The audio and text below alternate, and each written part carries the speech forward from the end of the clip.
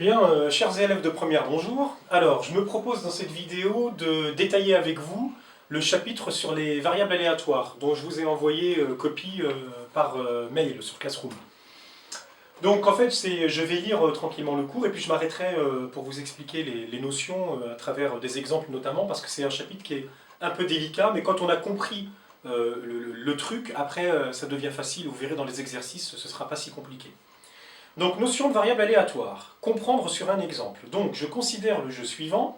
Je lance un dé équilibré, donc un dé équilibré à 6 faces, dont les faces sont numérotées de 1 à 6. Donc, il est équilibré. Ça veut dire que chaque face a une probabilité de 1/6 d'être obtenue. Donc, le dé n'est pas truqué. Ensuite, voilà, on considère le jeu suivant. Donc, le jeu suivant, il a une règle simple. Si vous lancez votre dé, si vous obtenez un nombre pair, vous avez gagné 10 euros. Si vous obtenez un nombre impair, eh bien, vous avez perdu 10 euros, 11 euros. D'accord ? Si bien que je peux, moi, organiser le tableau suivant. Voilà, je liste les issues dans une ligne et le gain correspondant dans la ligne du dessous. Donc, par exemple, si j'obtiens 3, je perds 11 euros. Si j'obtiens 4, je gagne 10 euros. D'accord ? Alors, on vous dit, associons à chacun des événements élémentaires 1, 2, 3, 4, 5, 6, le gain, qu'il soit positif ou négatif. Donc la notion de gain dans ce chapitre sera algébrique, c'est-à-dire qu'elle sera dotée d'un signe. On peut gagner 10 euros comme on peut gagner moins 11 euros. Donc on dira perdre 11 euros. Donc on définit ainsi une fonction de l'univers oméga, donc 1, 2, 3, 4, 5, 6, donc l'ensemble des issues c'est l'ensemble oméga, à valeur dans R. Alors, qu'est-ce qu'elle dit cette phrase-là avec la suivante? Notons grand X cette fonction. On a donc grand X de 1 égale grand X de 3 égale grand X de 5 égale quoi? Alors, grand X, juste comprendre ici ce que c'est le gain. Voilà, donc on appelle grand X le gain, si bien que par exemple, ça veut dire quoi? Si j'appelle grand X mon gain, eh bien je suis en train de dire que grand X de 1 est égal à moins 11. Grand X de 2 est égal à 10, etc., etc.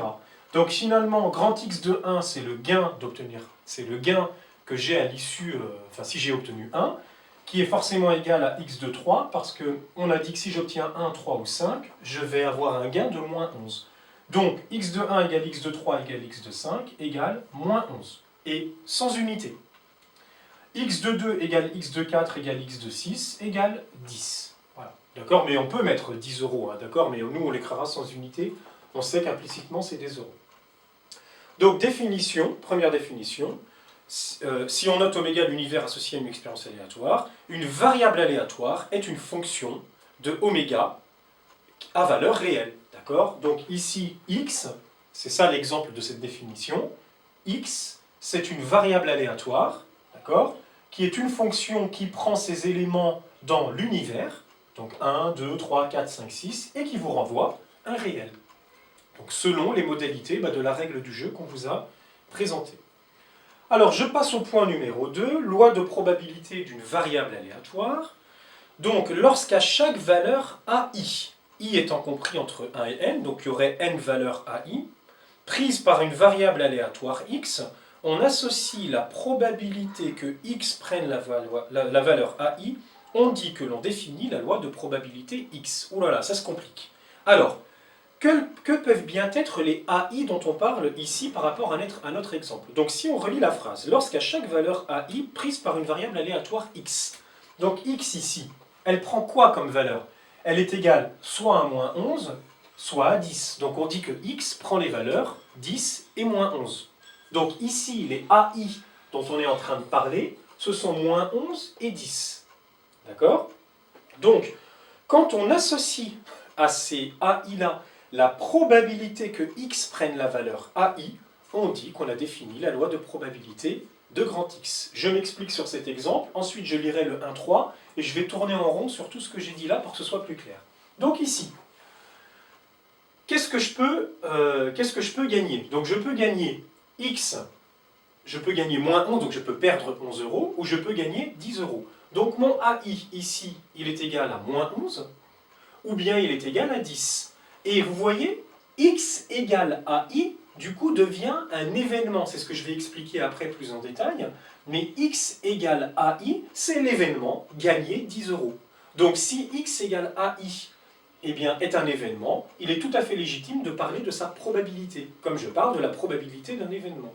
Donc ici, la probabilité de gagner moins 11, donc de perdre 11, je l'ai écrite là, et bien en fait c'est quoi? C'est la probabilité d'obtenir 1, 3 ou 5. Puisque le seul moment où je vais perdre 11 euros, c'est quand j'aurai obtenu 1, 3 ou 5, quand j'aurai lancé mon dé équilibré. Donc P de x égale moins 11, c'est P de l'événement 1, 3, 5, et comme on est dans un dé équilibré, 1, 3, 5, c'est 3 sixièmes, c'est-à-dire 1 demi. Donc là, je vais mettre 1 demi. Donc quand je joue, je lance mon dé, j'ai une chance sur 2, hein, on dit ça comme ça, une chance sur 2 de perdre 11 euros. Et de la même façon, P de l'événement gagner 10 euros, x égale 10, c'est la probabilité de l'événement obtenir 2, 4 ou 6. Donc, c'est également 3 sixièmes, 1 demi ici.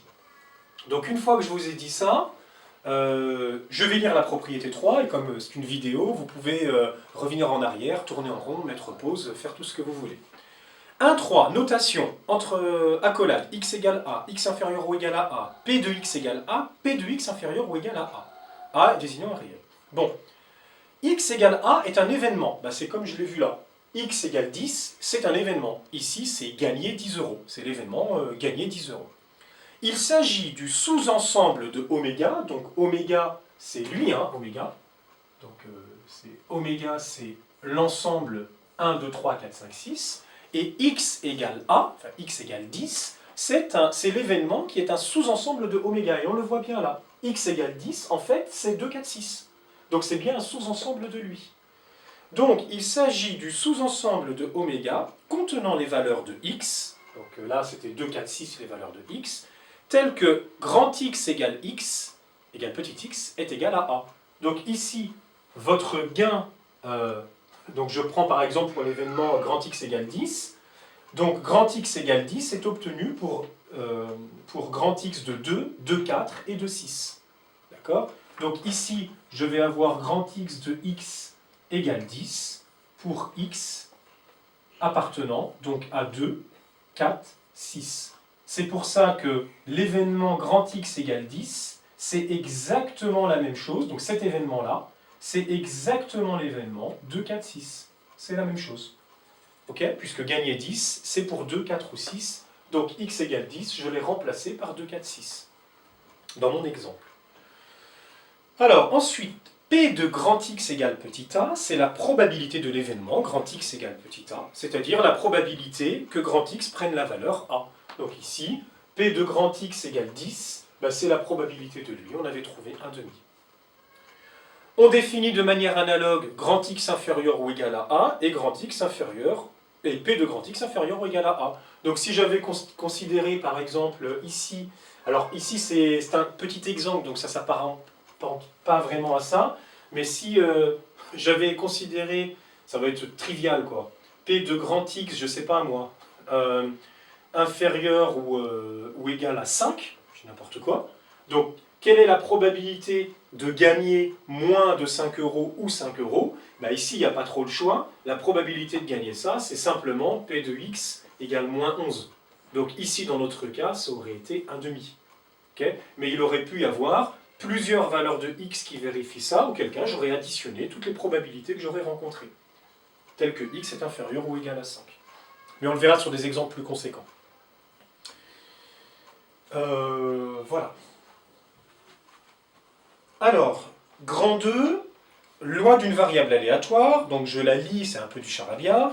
Lorsqu'à chaque valeur AI prise par une variable aléatoire grand X, donc je vous rappelle dans notre exemple AI c'est quoi ici? On n'a que deux valeurs de AI, on a A1 et A2. D'accord? Donc A1 c'est moins 11 et A2 c'est 10. Je les classe dans l'ordre croissant, ça c'est une habitude qu'on fera toujours. Donc ici, quand je dis AI, c'est sous-entendu lui c'est A1 et lui c'est A2. Donc dans mon exemple là, le N il vaut 2. D'accord? Pour y compris entre 1 et 2, j'ai que deux valeurs de A. Donc lorsqu'à chaque valeur AI prise par une variable aléatoire grand X, puisque si grand X peut être égal à moins 11 ou grand X peut être égal à 10, on associe la probabilité de l'événement grand X égale AI, c'est ce que j'ai fait dans mon tableau là. J'ai associé à chaque AI la probabilité que grand X soit égal à AI. Alors on dit que l'on a défini la loi de probabilité de grand X. On peut présenter cette loi à l'aide d'un tableau. Et bien en fait, c'est ce que j'ai fait. C'est-à-dire que ça, là, ce truc-là, ce tableau, c'est ce qu'on appelle la loi de probabilité de grand X. D'accord? C'est-à-dire, c'est la loi de probabilité du gain de notre jeu, puisque ici, grand X représente un gain. Après, dans d'autres exemples, grand X pourrait représenter d'autres choses. Donc, c'est la loi de probabilité de grand X, parce que ici, j'ai sous les yeux toutes les probabilités de grand X égale tous les gains possibles. Voilà. Donc, on dit que j'ai sa loi. Bien. Alors, je passe à l'espérance d'une variable aléatoire. Donc, qu'est-ce qu'on me raconte? On me dit, voilà, si on considère une variable aléatoire x qui prend des valeurs a1, a2 jusqu'à an, etc. Donc, dans mon exemple, moi, j'avais que a1 et a2. Eh bien, l'espérance de la variable aléatoire x, c'est le nombre qu'on note grand E de grand X comme espérance de grand X, qui est égal à a1 fois p de grand X égale a1, plus a2 fois p de grand X égale a2, plus a3 fois p de grand X égale a3, etc. Donc, dans mon exemple à moi, c'est égal à quoi l'espérance? Donc, on m'a dit a1 fois p de x égale a1, plus a2 fois p de x égale a2. Donc, je vais simplement faire moins 11 fois 1 demi, plus 10 fois 1 demi. Et quand vous avez fait ça, donc là, bon, ça nous donne moins 1 demi ou moins 0,5. Et là, vous voyez, c'est comme si on avait calculé une moyenne. En fait, on est en train de calculer une moyenne. Imaginons par exemple que ça, ce soit les notes que vous ayez obtenues à un devoir. Imaginons que vous puissiez avoir des notes négatives, peu importe. Eh bien, et que la deuxième ligne soit les coefficients de chacune de ces notes, eh bien, en faisant ça fois ça plus ça fois ça, vous venez de calculer votre moyenne.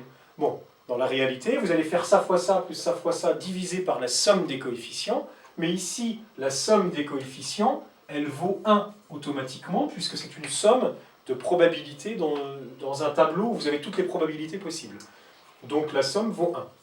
Alors, ensuite ici, alors qu'est-ce que ça veut dire que vous obtenez moins 0,5? On va faire comme si c'était des moyennes à un devoir. Imaginons que je vous fasse faire un devoir, et vous êtes, je sais pas, 23, 24, je vous fais un devoir. Bien, quand je calcule votre moyenne, admettons que je trouve 12,5 de moyenne, qu'est-ce que ça veut dire? Ça veut dire que c'est comme si tout le monde avait eu 12,5. C'est-à-dire que la moyenne, elle a pour rôle de lisser, en fait, vos disparités dans le devoir, en termes de notes. Et bien là, c'est exactement la même chose. Quand vous avez calculé ça et que ça vous donne moins 0,5, alors déjà, il faut bien s'accorder sur c'est quoi le moins 0,5. C'est pas parce que vous avez des 1,5 que ça vous donne moins 0,5, c'est pas lié à ça. Le moins 0,5, c'est une moyenne de gain, comme c'était une moyenne de notes, d'accord? Donc en fait ça, le moins 0,5, ce sont des euros. Hein. Donc ça veut dire quoi? Ça veut dire que, imaginons que vous soyez 20 à jouer à ce jeu-là, eh bien en moyenne, si je fais la moyenne de vos gains, par exemple, la première personne elle a gagné 10, la deuxième elle a perdu 11, la troisième elle a perdu 11, la quatrième elle a gagné 10, etc. etc. Eh bien si je fais la moyenne de tous vos gains, je vais trouver quelque chose qui est très proche de moins 0,5 euros.